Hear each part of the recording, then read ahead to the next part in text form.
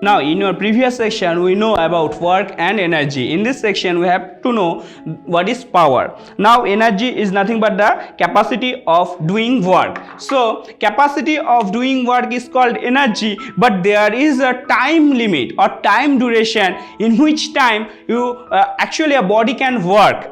So, there is a time limit. So, incorporate the time, we have another physical quantity which is called power. So, power is nothing but time rate of change of work done. So power, it is P and it is work done per unit time. So P is nothing but W by T, where it is W is called the work done or it is called energy, T is called the time. Work done, if the body applied force do some work, then it is the work done, and it is nothing but the energy possessed by that body on that particular time. So that work done divided by time at which the body displaces or the applied force is there, so that amount of work done divided by time, that would give the time rate of change of work done, which is called power. Now the unit of work done is joule and the unit of time is second. So it is nothing but joule per second, and that joule per second is called watt.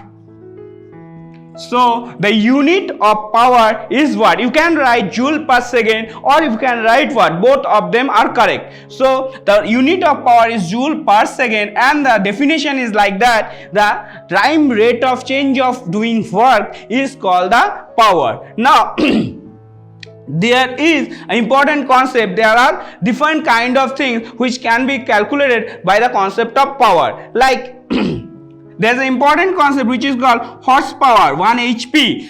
That is actually the amount of power created by a motor, or which is generated a huge power. That's why it is nothing but 746 watt. So 1 horsepower is nothing but 746 watt. Now 1 kilowatt, it is a bigger unit, which is 1000 watt. You have to calculate it by 1000. So those are the units which can be calculated for the purpose of calculation of the unit of power, or you have to require the bigger unit of power. Now one of the key concept is the energy related topic, which is called 1 electron volt. What is 1 electron volt?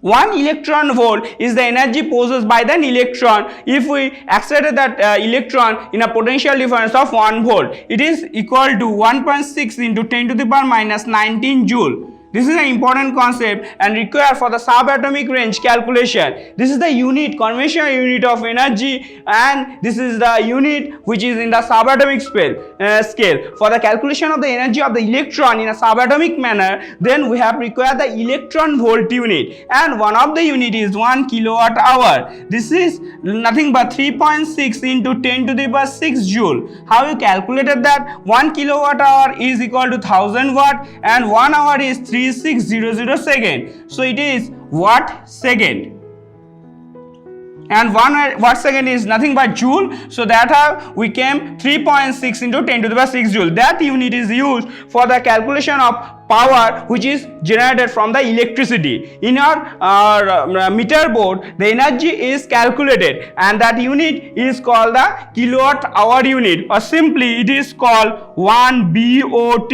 and that BOT is nothing but a board of trade unit, and that BOT is simplified further and it is called 1 unit. So in case of power generating station, or in case of energy calculation, and we can calculate this kind of units, 1 unit, 2 units, and that means 1 kilowatt hour. Appliance which actually a power of 1 kilowatt, if you consume the energy for 1 hour, then the unit should be 1 unit. So this is the definition of 1 kilowatt hour or 1 unit. This is the conventional unit of electricity. Now there is a principle which is called conservation of energy. What is that? Conservation of energy.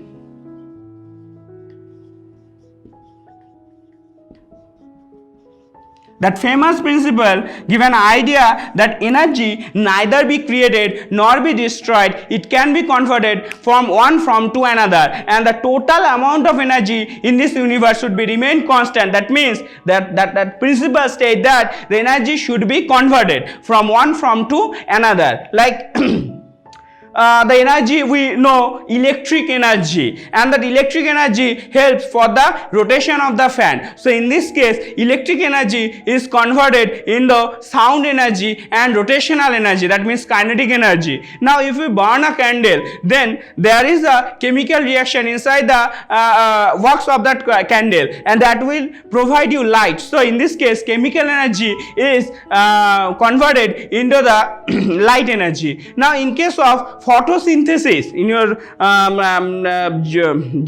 biology chapter you know about photosynthesis. In case of photosynthesis, with the help of sunlight, that light energy can be converted into chemical energy. So there is a conversion of energy, but there is no destroy of the energy. It can be converted from to another, and that is the famous principle of conservation of energy. Now we know about the free fall of that body. So we have to calculate the energy conservation for a freely falling body and the energy conservation in case of pendulum's motion.